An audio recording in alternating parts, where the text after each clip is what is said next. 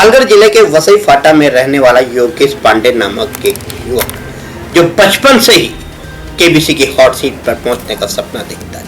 आखिर कड़ी मेहनत और लगन से उसका सपना भी पूरा होता है, लेकिन इसके लिए क्या क्या तैयारियां की, किस किस तरह का संघर्ष किया, ये तमाम तरह की हम बातें करेंगे योगेश पांडे से। योगेश जी नमस्कार। नमस्कार, आपका स्वागत है। धन्यवाद। सबसे पहले हम जानना चाहेंगे आपका फैमिली बैकग्राउंड।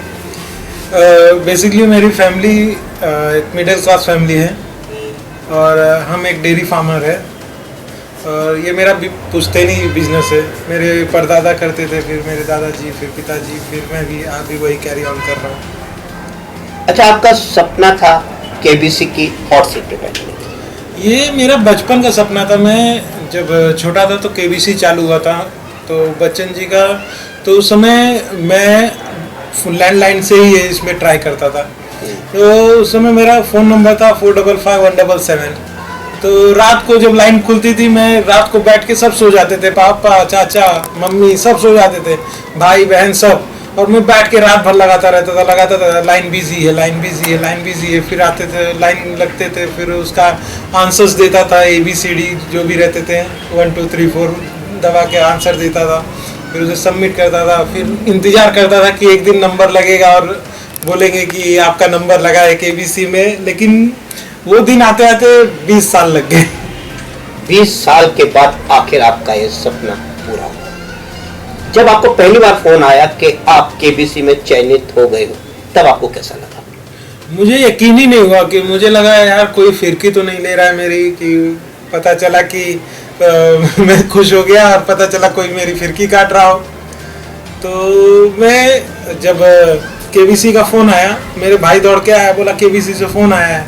मैं बात किया तो उन्होंने बोला कि आपको मंडे को आपको मतलब कॉल आएगा 9 to 12 के बीच में, और आपको क्वेश्चंस आएंगे, आपको उसके आंसर्स देने हैं। तो मैं बोला ठीक है। तो मैं सोचा यार पता नहीं, मैं वेट किया, मैं बोला मंडे तक देखते हैं। मुझे यकीन नहीं था कि भाई हुआ है कि नहीं हुआ। तो फिर मंडे को कॉल आया, मैंने आंसर्स दिए। फिर बहुत लंबा, इसमें भी मतलब बहुत लंबा टाइम गया, एक डेढ़ महीने की गैपिंग हुई कोरोना पैंडेमिक के कारण। जो 14 दिन में होना था उसमें टाइम जाता था, लंबा टाइम गया। फिर मुझे कभी कभी बीच में लगा कि हो सकता है मैं सेलेक्ट नहीं हुआ हूँ, हो सकता है मेरे आंसर्स गलत रहे हों। तो मैंने सर्च भी किया, तो मैंने देखा कि हाँ मेरे आंसर्स तो सब सही थे, तो अभी क्यों नहीं आ रहे हैं। तो मैं सोचा हो सकता है भाई कट ऑफ में नहीं आया हो या कुछ तो होगा जैसे। फिर मैं वेट किया, फिर नहीं आया, तो मैं सोचा हो सकता है सिलेक्शन नहीं हुआ होगा, कुछ होगा सिस्टम। तो फिर मुझे फिर से कॉल आया। तो हर जब भी मेरा हर स्टेप पे टाइम जब जाता था तो मुझे ऐसा लगता था कि शायद हो सकता है मेरा नहीं हुआ क्या। ये मतलब जब तक मैं वहाँ पर नहीं पहुँच गया और मैं स्टूडियो में जब तक वहाँ पे सेट को नहीं देखा कि ओ अब मैं पहुँच गया, हाँ अब मैं पहुँच गया, मैं सच में पहुँच गया KBC के उस मंच पे। जब मेरा बचपन का सपना था, वो सपना ऐसा प्रतीत हुआ था कि जैसे कि मुझे स्वर्ग लगा वो उस समय, कि सपने में एक स्वर्ग में मैं पहुँच गया हूँ। अच्छा, किस किस तरह की तैयारियां आपने की कि केबीसी में जो प्रश्न पूछे जाएंगे तो आपके उनके जवाब किस तरह के देंगे? KBC में प्रश्न पूछे जाएंगे, मैं थोड़ा जो KBC के ऐप्स थे, तो जब उस पर 45 सेकेंड्स के मिलते हैं उसमें टाइम, तो जो ऐप है उस पर 10 सेकेंड के उस टाइम मिलते थे, अभी तो बढ़ा के 15 सेकेंड कर दिया गया है। तो मैं अपनी टाइमिंग सुधारने के लिए मैं वो ऐप पे गेम खेलता था कि मतलब मुझे 10 सेकेंड में मेरे को क्वेश्चन समझ में आ जाना चाहिए, मेरी रीडिंग इतनी तेज होनी चाहिए कि मेरे को 10 सेकंड में क्वेश्चन समझ में आए, और उसके बाद ऑप्शन में पढ़ के 10 सेकंड में मेरे को वो आंसर आ जाना चाहिए। केबीसी के प्रति जो आपकी दीवानगी थी, उसके प्रति आपके परिजनों की क्या राय थी? आपके घर वाले क्या सोचते थे उसके बारे में? जब उन्होंने फ़ोन किया और बताया कि आपका सिलेक्शन हुआ, सब रोने लगे, सबके आंखों में आंसू थे, क्योंकि ये बहुत ही मेरा बचपन का सपना है। और माता पिता के जब देखते हैं कि अपने बेटे का सपना पूरा हुआ है तो उनकी आंखों में आंसू छलक ही जाते हैं खुशी के। जब पहली बार आप केबीसी के कार्यक्रम में गए तो वहाँ का माहौल कैसा था? वहाँ के मैनेजमेंट में जो भी टीम थी, उनका आपके प्रति क्या रवैया था? मैनेजमेंट बहुत ही सपोर्टिव था उनका। वो आपको बहुत हेल्पफुल रहते हैं, आपको लगेगा ही नहीं, वो आपको बहुत डिलाइट रखते हैं। आपको ऐसा थोड़ा सा भी नहीं महसूस होगा, थोड़ा सा भी नहीं कि कोई आपको प्रेशराइज कर रहे हैं या कुछ आपका नहीं हो रहा है। वो आपको प्रैक्टिस कराते हैं कि आपका फ्लुएंसी आ जाए फास्टेस्ट फिंगर फर्स्ट पे, क्योंकि हर कोई तो फास्टेस्ट फिंगर फर्स्ट तो घर से करके जाता नहीं, तो आपको प्रैक्टिस क्वेश्चंस कराते हैं और उसके बाद आपसे फेस टू फेस पूछते रहते हैं कि आपसे बात भी करते हैं कि क्या बात है, आपको कोई प्रॉब्लम है, क्यों नहीं आप कर पा रहे हैं। तो इससे बहुत सारी मतलब आपको क्या है ना, थोड़ा आपको मोटिवेशन मिलता है कि आप मोटिवेटेड होते हैं। हाँ, तो आप जब बताते हैं तो लोग आपको समझाते हैं कि टेंशन मत लीजिए, आप बिना टेंशन के खेलिए, ऐसा कुछ नहीं है, आप जो कर सकते हैं आप बेस्ट कीजिए। ये मत सोचिए कि क्या क्या होगा, कैसे होगा, ये सब सोचेंगे तो आपको प्रॉब्लम होगी। वो आपको हर स्टेप पे मोटिवेट करते हैं, आपसे पूछते हैं, आप बताएंगे कि अगर मुझे ये प्रॉब्लम आ रही है तो आपकी हेल्प करते हैं। सदी के महानायक अमिताभ बच्चन, जिनसे मिलना भी शायद एक आम आदमी का सपना होता है। जब प्रथम बार आपकी मुलाकात उनसे हुई केबीसी की हॉट सीट पर, तब कैसा लगा? जैसे मैंने अभी आपको बताया कि ये सपना प्रतीत हो रहा था मुझे कि यार कहीं आँख खुला और ऐसा न लगे अरे यार ये तो सपना देख रहा था क्या। कभी कभी ऐसा होता है कि सपने में भी ऐसा होता है कि सपना बहुत अच्छा चल रहा है, फिर ऐसा आँख खुलता है, अरे ये सच था कि सपना था। तो इस तरह का प्रतीत हो रहा था मुझे कि कहीं ऐसा ना हो कि आँख खुले और पता चले अरे यार ये तो सपना देख रहा हूँ। ऐसा महसूस हो रहा था कि कहीं अभी आंख न खुल जाए और ऐसा न महसूस हो कि अरे यार ये तो सपना था, अमिताभ बच्चन जी तो केबीसी में है और मैं तो घर पे हूँ। किस तरह के प्रश्न आपसे पूछे गए? प्रश्न बहुत ही बेसिक्स थे। जैसे जैसे आपके सवाल बढ़ते जाते हैं, रकम बढ़ती जाती है, वैसे वैसे सवाल टफ होते जाते हैं। आपकी नॉलेज और आपकी दृढ़ता ही आपको आगे ले जाती है। और सर क्या मैं बताऊं, इसमें प्रश्न कोई भी फिक्स नहीं होता, वो वहाँ पे आपके आगे आएंगे। आपको जो भी नॉलेज होगा आपकी लाइफ का, आपके एरिया का, आपकी पढ़ाई लिखाई, करंट अफेयर्स, हिस्ट्री। जैसे कि मैं इंजीनियरिंग का स्टूडेंट हूँ और मैंने गेट भी क्वालिफाई किया है। मैंने सिविल सर्विस की तैयारी भी की थी, तो उस हिसाब से मुझे उतनी प्रॉब्लम्स नहीं आई। एक जगह मैंने गलती की और वो मेरी आखिरी गलती हो गई। सबको लगता है कि मतलब कि अरे यार लापरवाही कर दी है। नहीं यार, ऐसा लापरवाही नहीं किया मैंने। मुझे लगा ऐसा कि मैंने ये चीज़ सुनी है और मैं उस पर चला गया।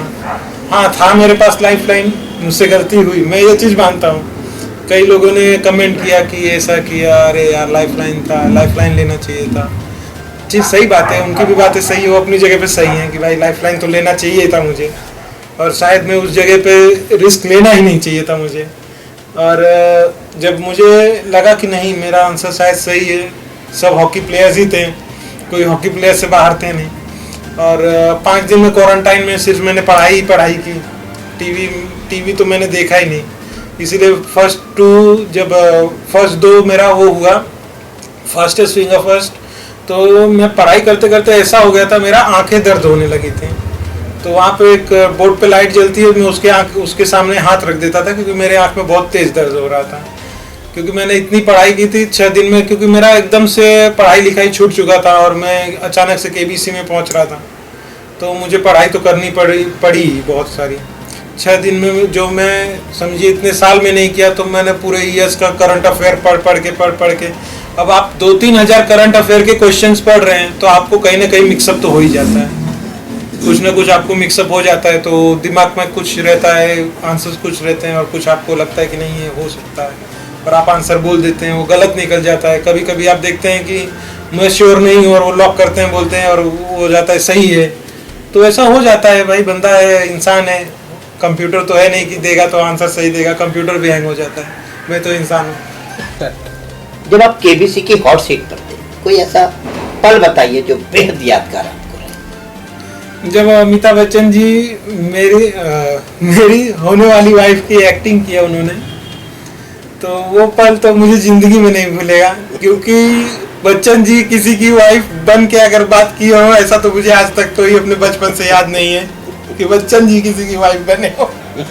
तो मेरी बने तो उन्होंने मुझे बहुत ही सम्मान दिया इस चीज के लिए, ये तो मैं जिंदगी में नहीं भूल सकता।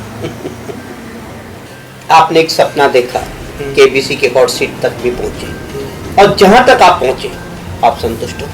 मैं बहुत संतुष्ट हूँ, पैसे मायने नहीं करते।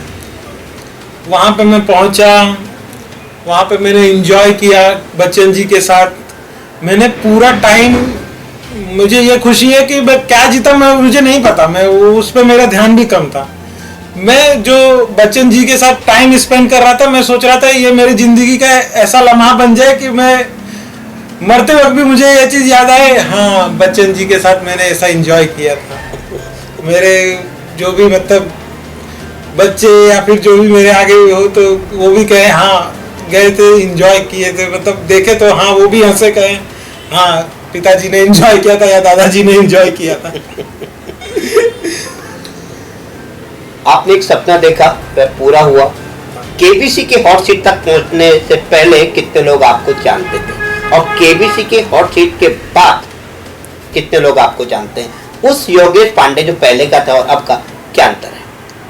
योगेश पांडे कल भी वही था, आज भी वही है और आगे भी वही रहेगा। योगेश पांडे दिल, मैं जब भी जिससे भी मिलता हूँ मैं दिल खोल के मिलता हूँ। मेरा स्वभाव एकदम फ्रेंडली है। मेरे अंदर थोड़ा भी अहम नाम की चीज़ जो होता है, एक इंसान कभी कभी होता है कि पर्सन एक्टर्स के साथ फोटो खिंचाने के बाद थोड़ा अपने आप को दिखाते हैं कि मतलब मैंने इनके साथ फोटो खिंचाया, उनके साथ फोटो खिंचाया। नहीं, मैं उनसे मिला, उनके साथ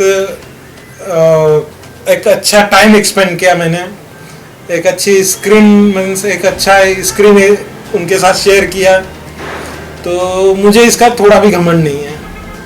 मैं आज भी अपने दोस्तों के लिए वही योगेश हूँ, कल भी तो वही था और आगे भी वही रहूँगा। आपने देखा कि कई प्रकार की बातें हुई। योगेश पांडे ने बचपन में एक सपना देखा था केबीसी की हॉट सीट पर पहुंचने का, और आखिर उसने अपनी कड़ी मेहनत और लगन से उस सपने को पूरा किया। लेकिन उसके बाद भी योगेश पांडे को घमंड नहीं है। पहले की तरह योगेश पांडे अपने आम आदमियों से मिलता है, यार दोस्तों से मिलते हैं, लेकिन खुशी है उन्हें इस बात की कि जो सपना देखा था वह पूरा